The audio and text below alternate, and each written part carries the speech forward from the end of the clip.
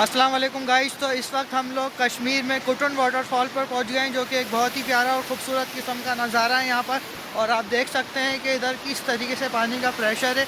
और ये एक लकड़ी का पुल बना हुआ है, इस लकड़ी के पुल के ऊपर हम लोग खड़े हुए हैं और बहुत ही खूबसूरत मंजर है। वाकई आज मुझे पता लग गया कि कश्मीर जो है वादी जन्नत कहलाता है, और ये वाकई वादी जन्नत है,